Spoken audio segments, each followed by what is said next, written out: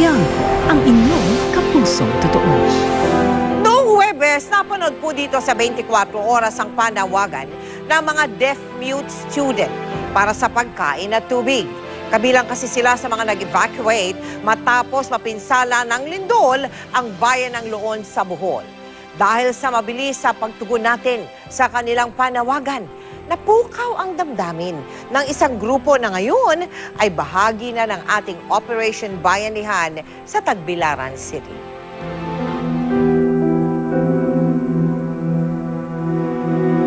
Isang araw matapos yanigin ng magnitude 7.2 na lindol ang Bohol, unang napuntahan ng GMA Kapuso Foundation ang Loon Central School, kung saan nagsilikas ang mga residente mula sa bayan ng Loon. Dito una naming nakilala ang grupo ng mga deaf-mute student na nagsiksikan sa iisang tent. Dahil malayo sa pamilya, ang dormitoryo na nagsisilbi nilang kanlungan, winasak rin ng lindol.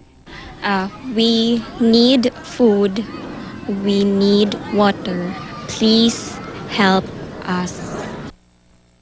Nasa kanyang trabaho noon si Ging, isa ring deaf-mute, nang maganap ang lindol.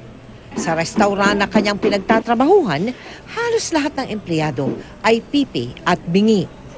Nagpapasalamat si Ging na hindi sila gaanong pininsala ng lindol. Kaya naman napagkasunduan niya at ng mga katrabaho na mag-volunteer sa ating Operation Bayanihan. Ito raw ang naisip nilang paraan para kahit papaano'y makatulong sa mga biktima ng lindol.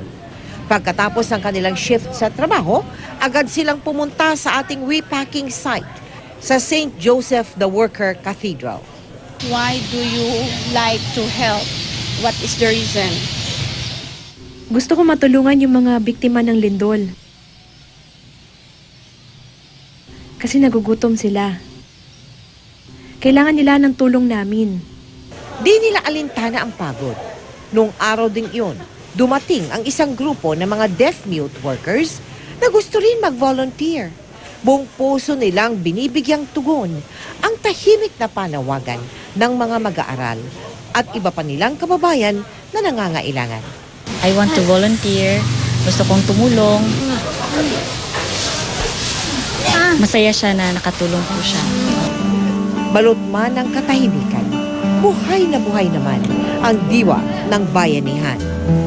We encourage all people to continue to help and support the victims of the earthquake. God bless.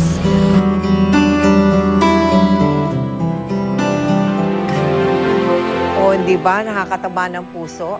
Patuloy pa rin po ang ating Operation Bayanihan at medical mission sa Bohol. Nakapag-abot na po tayo ng tulong sa mahigit 115,000 residente ng 19 na bayan at isang syudad doon. Maraming salamat po sa ating kapuso donors, partners at maging ating sponsors. Nagpapasalamat din po kami sa lahat ng ating mga naging katuwang para maayos na maihatid ang ating mga relief goods doon. At para po naman sa mga nais magpahatid ng kanilang tulong, kailangan pa rin po ng pagkain tulad ng bigas, noodles, delata, bottled water at mga gamot. Maaari po kayo magsadya o tumawag sa aming tanggapan. Pwede rin po dalhin ang inyong mga donasyon sa St. Joseph the Worker Cathedral sa Tagbilaran sa Bohol.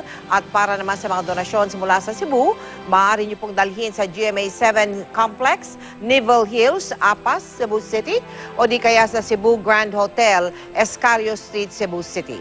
Maaari rin kayo magdeposito sa aming mga bank account o sa anumang sangay ng Cebuana Luwilier o mag-log on sa www.kapusofoundation.com.